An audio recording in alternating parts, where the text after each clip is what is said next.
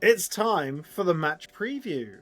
And this is the first game that I'm going into with some newfound optimism. And it's not misplaced optimism. And with me placing his optimism in places we won't speak of, it's my co-host, it's Mark Ryman. How are we getting on, I Mark? don't even know what that means. What does I that even mean? Yeah, It I'm all means right. nothing. I'm all right. I'm recovered from being horrendously ill for the last few days. You know when your 2-year-old gets it and then your wife gets it, but it's like you're just waiting for the inevitable to happen. It's like you're seeing the future. I've never disinfected places as much as I did for those 2 days. All in vain, sadly, but you know, cleaning's good still, right? Yeah. No, good. Optimistic. Absolutely. Lots of positive things this week. Let's hope we can start to see change relatively quickly, right? Yeah. And what better place to start? It's the recap.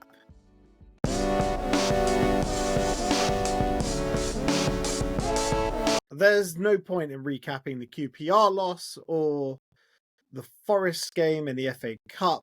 The QPR game saw Rob Edwards eventually lose his job, with the board deciding to mutually terminate his agreement, and it was, apparently according to Gary Sweet, a very mutual termination, with Rob being cited as having taken his eye off the ball and lost his focus for many months, or possibly up to a year, as Gary dobbed him in that 55-minute press conference. Ryman, you haven't really had a chance to discuss this because of your illnesses. So you can recap your thoughts on Rob Edwards leaving and Matt Bloomfield coming in.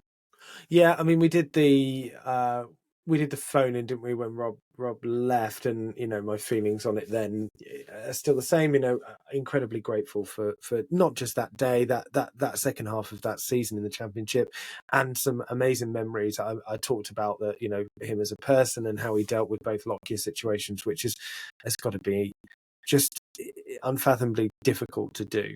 I would say as well, you know, apart from the obvious Brighton game, which I wasn't at, as my nephew Toby likes to remind me because he was there.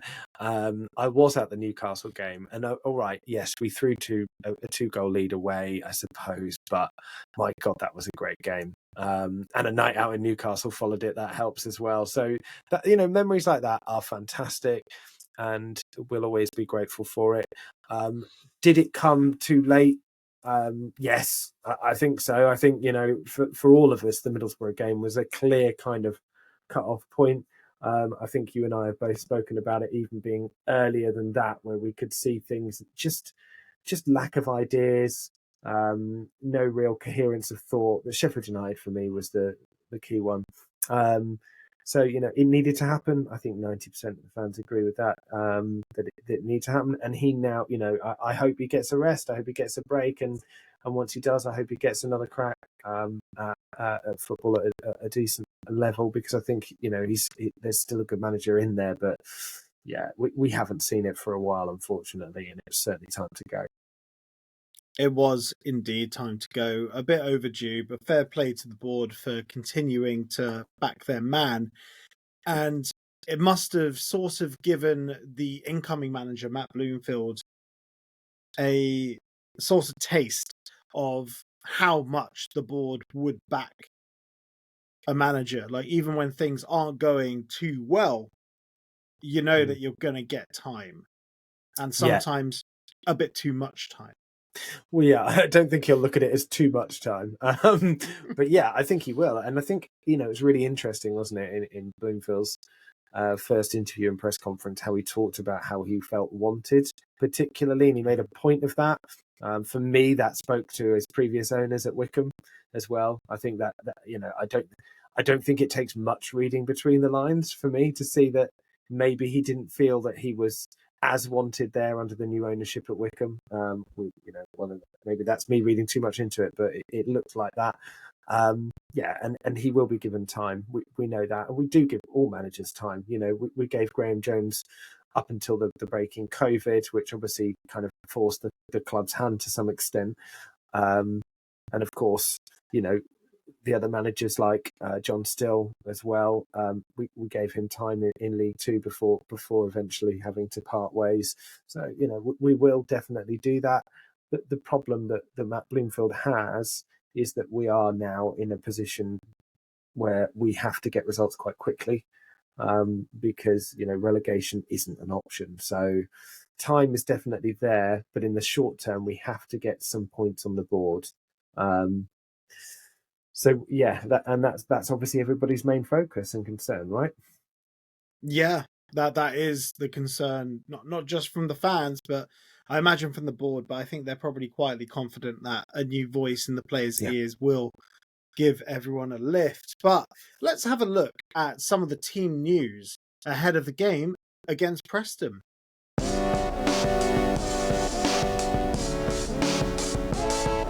So the team news. Gary Sweet said in the press conference that was behind a paywall, like it or lump it. You can get all your news from Lutonian or Luton News if you don't have the subscription for a princely sum of £5 a month.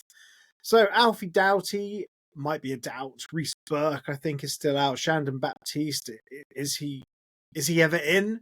He's out. Ateda Mengi, he's a long-term absence, as is Tom Lockyer, who also had surgery, but who knows when he could come back. The interesting thing here, though, as with a new manager, he's come in, he's got 3 days to properly assess the squad. What formation is he going to play? It's likely going to be a 4-2-3-1. He's going to try and keep it as similar as what brought success at Wickham this season, right? Well, you think so on that basis, and also the fact that the last 2 games is a formation we've been playing as well, with not the success in points or results, but The certainly some more performances have been promise. improved. Yeah, 100%. I think particularly against Forest, I felt that the combination play there, between on either side, actually, between Zach Nelson and Isaiah Jones, were really promising. I also liked Fanny a bit deeper as well, but I don't know whether he's in. Yeah, but I don't know whether he's injured, because that didn't look great when he came off pitch. So I don't know. Obviously, we won't hear until maybe the press conference before the game. So that's a bit of a concern. He's only just come into the squad. We've got other players that can play that role. It's just a shame that he's not really got going yet. I'd love to see Alfie back. Who wouldn't? And I think that Alfie could play either in that back four or even on one of those wing positions. I think the idea of him as part of a front three really excites me. I think that, I think that's really good. But obviously with Bloomfield as well, the back four doesn't play like it would under a Rob Edwards side either. So they don't have to be as defensive. They can be those players that can bomb on. So, that doesn't then negate Alfie Doughty as a left back, which we've all been told for a long time that Alfie Doughty isn't a full back, he's only a wing back, etc. So, yeah, you'd think 4-2-3-1, and hopefully we see 1 or 2 people back. Yeah, I'm hoping so. And look, Alfie Doughty started his career at Charlton as a left winger, not a wing back, not a full back. He was a left winger. So we do have some options there, and I think even the likes of Victor Moses, who hasn't really been seen nor heard of for quite a while now, hopefully he can get some game time playing in one of those wing positions, and we can actually see what he's made of rather than playing him as a wing back. And everyone keeps reminding me, Victor Moses, he won the Europa and the Premier League as a wing back. Well, yeah, he won it as a right wing back in Antonio Conte's system. So Rob Edwards was playing him as a left wing back, which isn't ideal. He's also a lot younger and able to get up and down the pitch. I mean, the obvious is that, the guy's at the end of his career and you're asking him to play a role where he's probably doing the most miles, kilometres, whatever, of any player on the pitch. Again, we're not going back over old ground, but as you say, it'd be good to see him in that position, then see what he could do. I'm really excited about Isaiah Jones. We've both spoken about this already.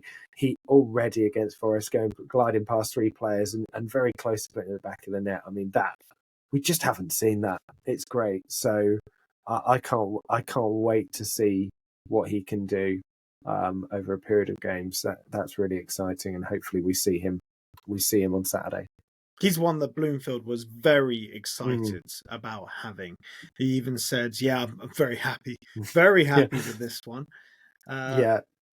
He's a Bloomfield type signing, isn't he? Oh, yeah. He's a very Bloomfield type player. I mean, they've got Fred Onyedinma. Obviously, we're very familiar with him, but obviously different levels, but similar kind of cast of player, really. So, yeah, of course, Bloomfield's going to be happy with that, and we get a bit more pace in the side, and we're going to be very dangerous. Yeah.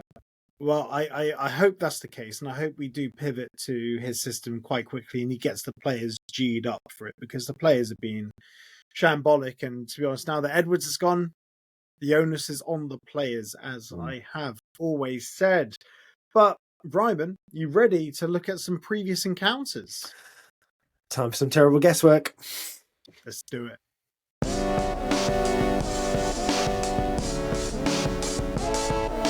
As always, you need to be checking out hattersheritage.co.uk for all your previous encounters. It goes all the way back to the first ever game between Preston North End and Luton Town. Check it out. You can also find players' birthdays on this day, players who made their debut on this day.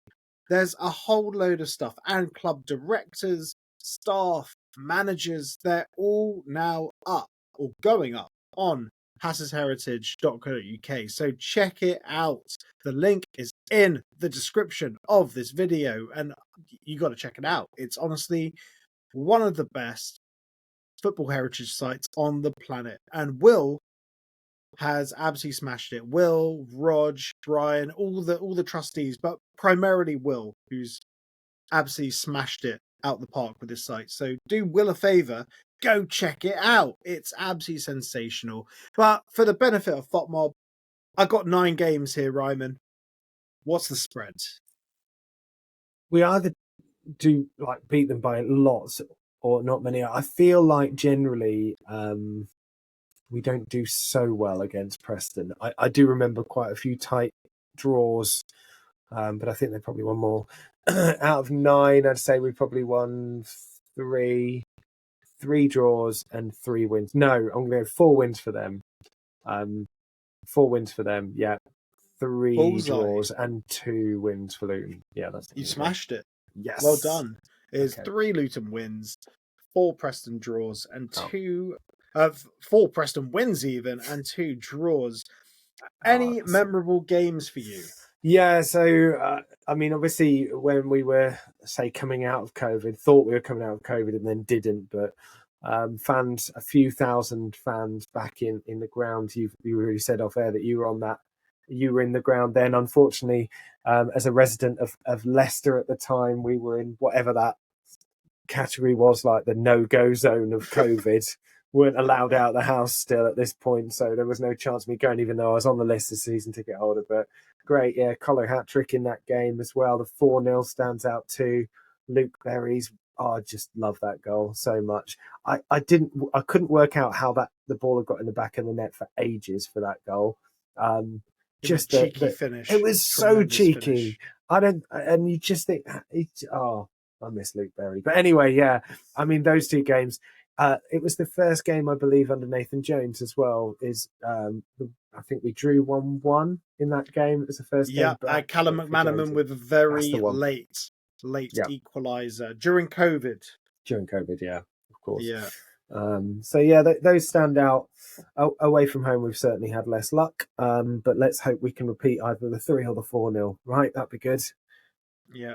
Well, we'll talk about score predictions a little bit later. That 3-0, what I remember, other than the Collins hat-trick, was how majestic Kiernan Dewsbury Hall was. And seeing him in the flesh. Like, I got to see him in the flesh. Like, not many people got to see him. But no. I saw him play for Luton Town with my own eyeballs, and it was remarkable. I saw him at the Kenny. Does that count? He wasn't playing. Yeah, no, he was there. He was there watching the game. But that's it. That's all I've seen. Yeah, you lucky sod. Oh yeah. Lucky me. Well, we'll never see him play for Luton Town ever again. But now it's time to get the view from Phill. Let's kick it over to him. He's meeting with the Butter Pie podcast. I have no idea what Butter Pie is. Take it away, Phill.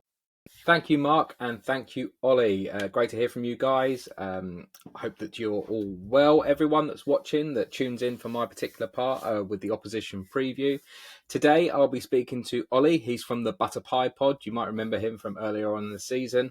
It's going to be a tough game up against Preston. They are draw specialists, so I think that it will be quite prudent if anyone's of a betting nature to pop a little bet on a score draw. They seem to be all for the 1-1 draws to Preston North End, but they're an interesting side. They're led by Paul Heckingbottom, and in one of his earlier matches in the season, he managed to get the better of us up at Deepdale by beating us 1-0.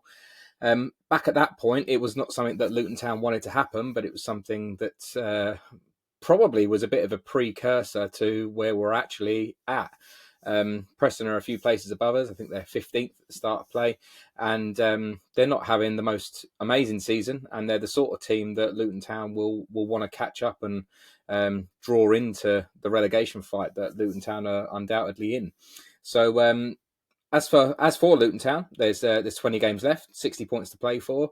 A whole brand new management team. Matt Bloomfield's obviously started, as I'm sure you've already heard from Ollie and Mark, but just to stick my 2 pence worth in, I think it's an interesting and typically Luton appointment. I think when you look at the history, especially since 2020, have been involved. It's been sort of, I'd say, potentially John Steele was one of those situations where he was perfect for the situation we were in, and he changed the ethos of the club, and he changed the direction of the club, and that was wonderful. And since then, we've gone with Nathan, we went with Graham, we've gone with Nathan again, and finally Rob Edwards, whose tenure came to an end earlier on in the week. So Matt Bloomfield does seem to sort of fit that mould of a young, hungry manager, a personable guy. I've heard him speak, and I think that he comes across really, really well. So the main thing that I'll say before anything else is let's get behind him. I think that it should be an interesting 20 games, and fingers crossed we get the ball down, play some football, and he gets the best out of our players. So yeah, that's from a Luton Town perspective. But my main recourse here is to have a bit of a chat with those guys from the opposition. So here I am with Ollie. Hear what he had to say about Preston North End, how things have been since we last spoke, and also get his thoughts on the timing from their point of view. It'll be interesting if they're worried about the new manager bounce, or if they would have rather played as under Rob, or if they're worried about playing as under Matt. So yeah, here's me and Ollie.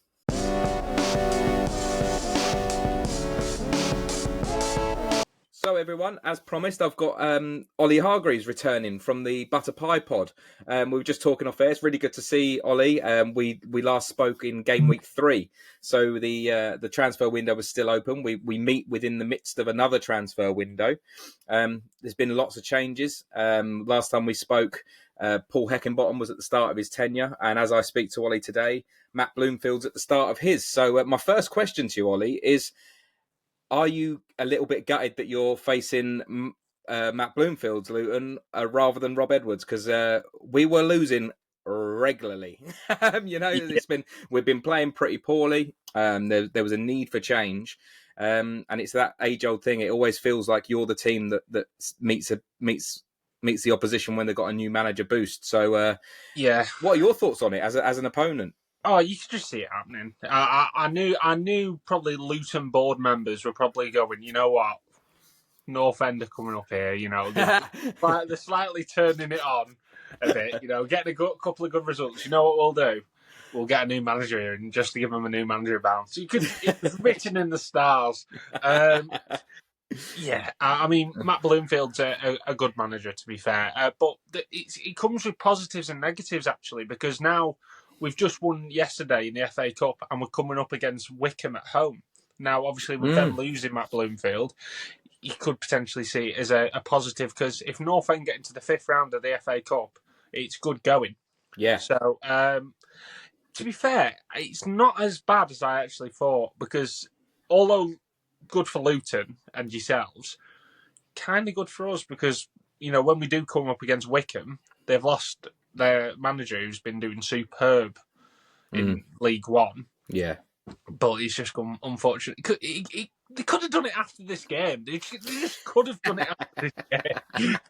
It was one of those ones where I feel like the timing, as much as it's a bit rubbish for Preston, like it was one of those ones where I think it was the last big opportunity really to potentially lure someone in, because at least they've got half of the window left to sort of instill some of their ideas and their ethos on the team.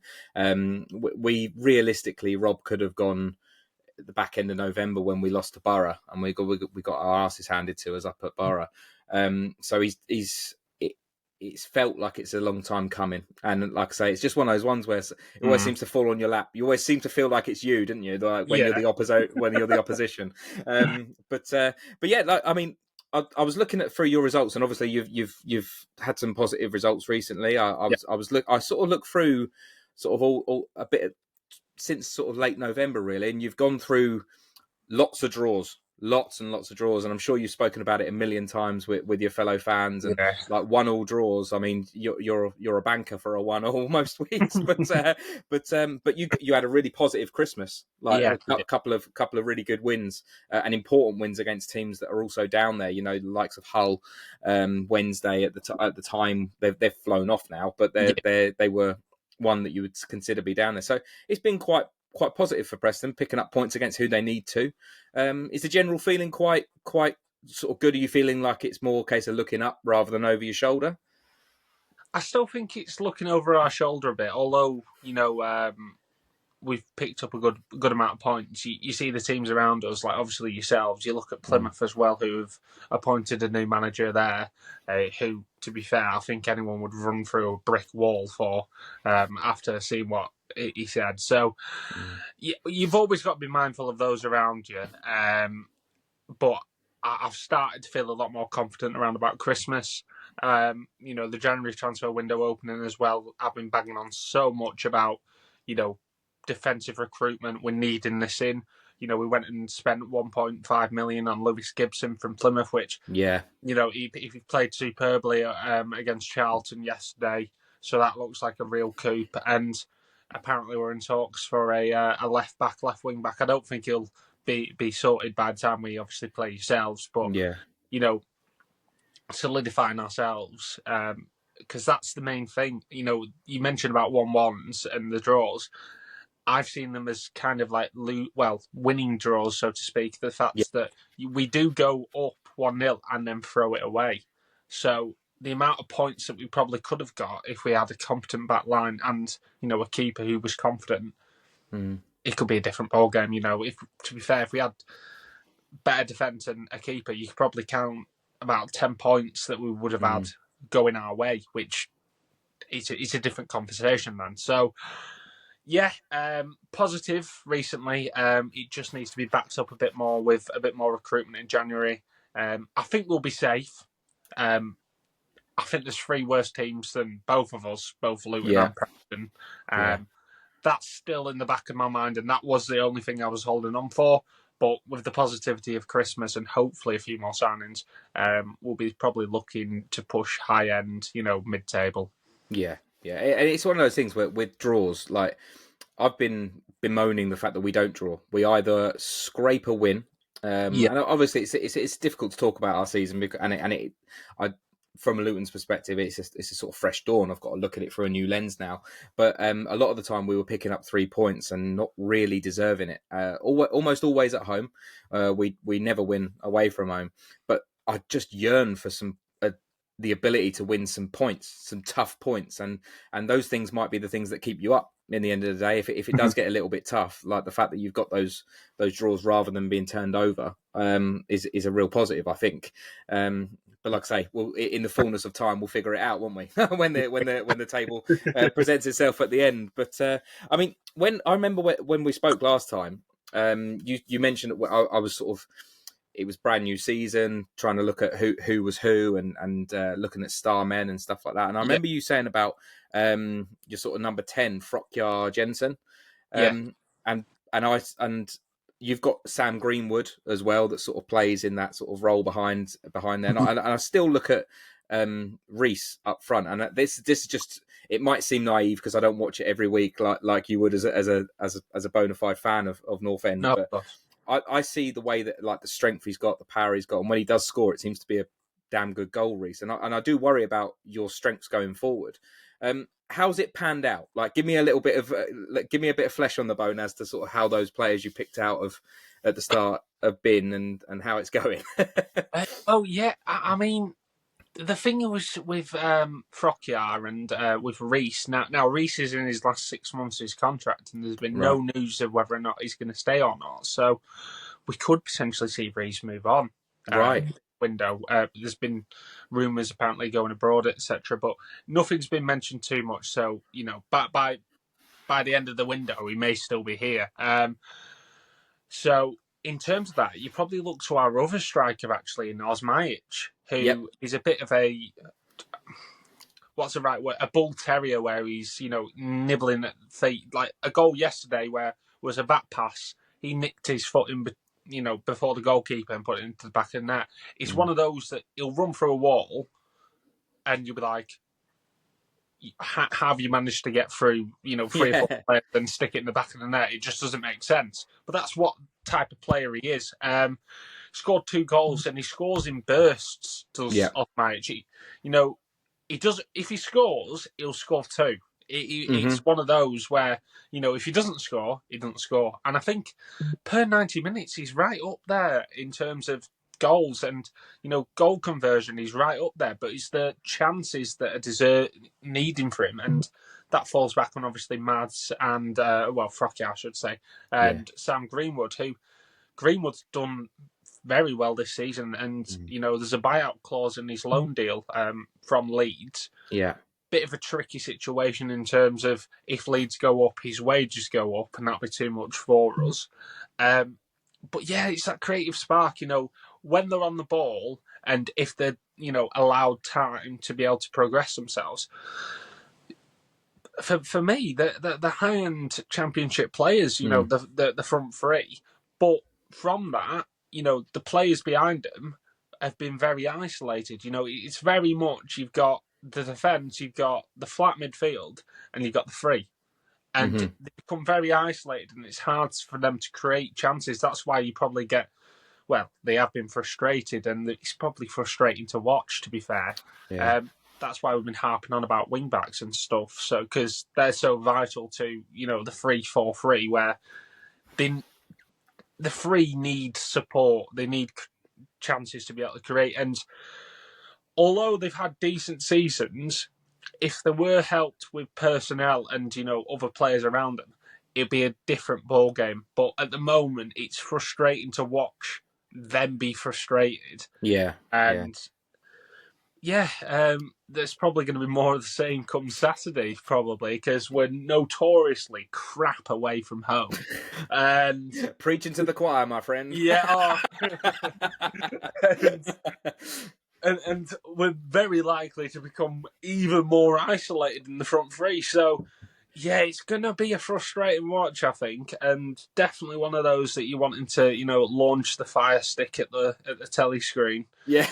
It's one of those ones where, like I said it in the last one when we last spoke, and I waxed lyrical about the goal, but my overriding memory of Preston at Kenilworth Road is the Brad Potts goal. I just see it in my nightmares, man. It was just such a wonderful goal. So I'm sort of very trepidatious about the fact that whilst I think that Kenilworth Road will be buzzing at the weekend because there'll be a renewed energy and there'll be a huge amount of hope that's reinstilled in the ground, I do worry because we just don't seem to be able to beat you guys. It's so frustrating from a Luton's perspective. So I can't see it being particularly open. I don't see sort of like a hammering either way. I think that we've both got our own frustrations about how isolated our front attacking units are, like what you've just described.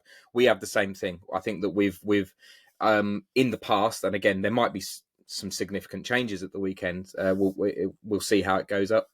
But a lot of the time we've been playing to long. We've been playing the ball long to Adebayo and Morris, and sometimes it can be a real frustration because you have to go through 2, 3, 4 phases of that until the gamble pays off and it drops down to one of our players, rather than it just going back and forth. But in terms of like how the game's going to go, that I think that could be a frustration for both of us. But what's your prediction? How are you seeing it? It's a tough one to ask this week because, like I said, there's so many variables. Yeah, I don't have fond memories of Kenilworth Road at all, to be fair. The main ones that strike out to me were, I think, was it 1-1 in a COVID year where we could have been, Callum McManaman scored from like 40 Oh, yeah. Yeah. That was horrendous to watch. Didn't you tonk us like 4-0 midweek as well, away from home? That was another one. And then the only positive I can really think of us going to Kenilworth Road is a Brad Potts wonder goal, and that's it. In terms of how the game goes, I think it's going to be tough for North End. You've got a new manager bounce. I think Kenilworth Road will be probably one of the better atmospheres that you've been this season. I know, obviously, when you play Watford, that's going to be, well, it was probably. Yeah. It's not going to be the same against North End. But I'd expect a lot more optimism from the fans, and it is quite a fortress when, you know, you do have the fans because they're quite close to the pitch. So I think it'll be very tough. I'm going to say, as you mentioned, a close game. I'm going to go 2-1 Luton. 2-1 Luton. That's interesting. That's interesting. I mean, it's one of those things where I've been speaking to people all year, as you know, and I think that sometimes we've been paid too much respect, especially when we've been on the road. I think that a lot of people sort of still think they only came down from the Premier League last year, and I've been sort of saying to people, if you're brave against us on your own patch, you'll be fine. But like I say, I think there's so many variables with this week that it's difficult. I mean, I think I'm tempted to go with 1-1. I'm tempted to think that it will be a case of it's the first game. Things are going to need to gel. You know, things are going to need to click. We do have our frailties at the back. I think if you managed to see any of the highlights from our game against QPR, we were really unlucky. The second goal we conceded was a disgraceful deflection, but we are very weak at the back. And Frey, the sort of big lump up front for QPR, he scored against us at home. He scored against us away.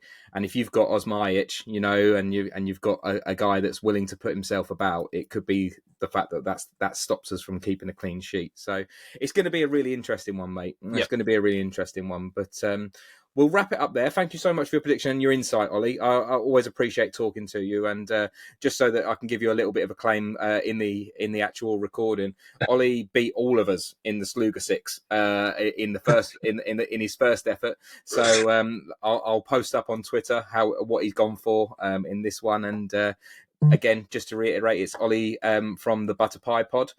Give him a like and give him a follow. Thanks very much, Ollie.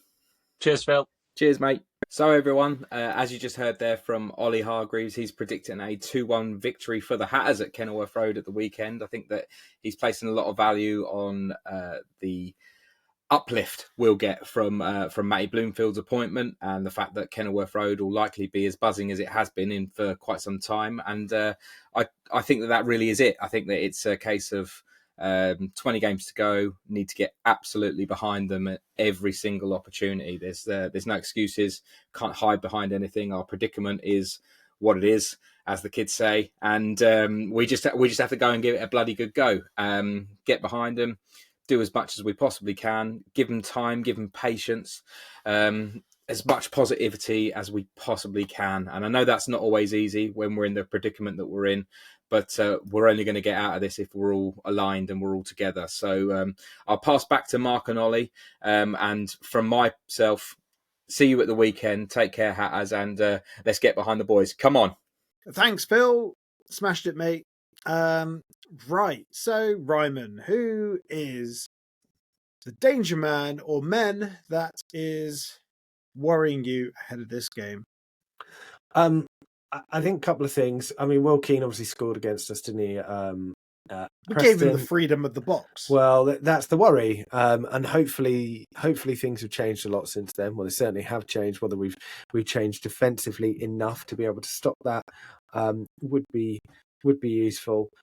So of course I'm going to put him there. I think he scored in the last championship game as well. I mean, he's not the youngest or necessarily even the quickest, but he can find the back of the net. So, Will Keane for me, and probably Kessler Hayden on the left hand side as well. Good young player, and yeah, has done well in recent games in particular. Left, I think he plays left wing back, or because they play a 3 at the back. I think Preston often. So I think he's on that sort of the 5th, the left wing back on the left hand side there. Yeah. So yeah, those two really out of all of the Preston team, but I think it's just a case really of us trying to tighten up in defence a little bit more to solve some of the problems that we saw in that away game. Yeah. Well, you know what? It's fortunate that Brad Potts is going to be missing out. Emil Reece Jacobson, he loves scoring an absolute worldie against us as well. He loves does. it. Yeah, he does. I thought you were going to mention him, so I left that one out. But yeah, absolutely. You're right. But also, yeah, Brad Potts not being there is great because, he gives Luton fans nightmares. He scored a few against us, but that one at Kenilworth Road, of course, is the one that most of us remember. It's the one that got him confused for Erling Haaland's cousin, wasn't it? Or something like that. He went viral on the internet. It was his goal that he scored at Kenilworth Road. And everyone's like, oh, it's Erling Haaland's cousin. I don't know why people believed it. It was obvious he was playing at Kenilworth Road. I worry about the goalkeeper. Woodman is a keeper that I was very keen on Luton Town signing a couple of seasons ago. I thought he'd be a very good goalkeeper for us, but Preston got him, and he's a big part of why they've why they can win games or grind out draws. Him and Liam Lindsay as well. Liam Lindsay's been sensational. Nicky Story as well. Defensively, they're a good unit, and Whiteman as well. Yeah, I mean, Freddie Woodman for me's got a rick in him, and he did against Oxford as well. So I mean, he's responsible for their goal. I know what you mean. He can be fantastic, but I also think he makes poor decisions. You go back right to the start of the season against Sheffield United, Gus Hamer, etc. I don't know whether you can. It feels like about a decade ago. But yeah, that's the hope for me, is that we get one of those kind of games from him, and not the game where he is unstoppable, as you say, which he can be. So fingers crossed. Fingers crossed indeed. Which brings us on to score predictions.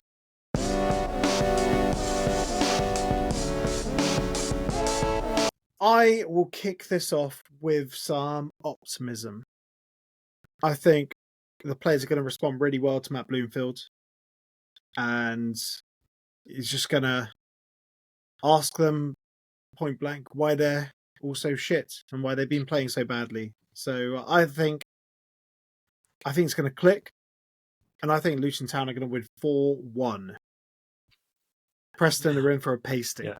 Why are you all so shit? Is that like Martin Luther King that said that? I can't think of it. What an inspirational... You should get that plastered on a poster somewhere.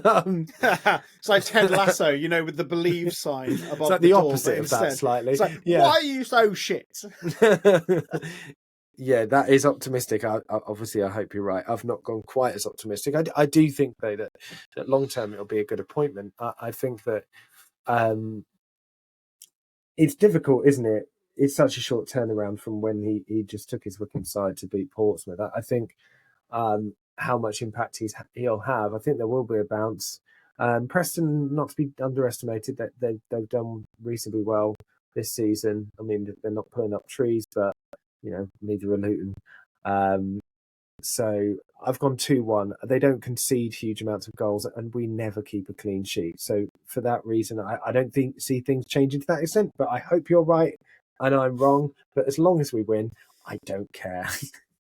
We just need a win right now. Yeah, get the points on the board, definitely.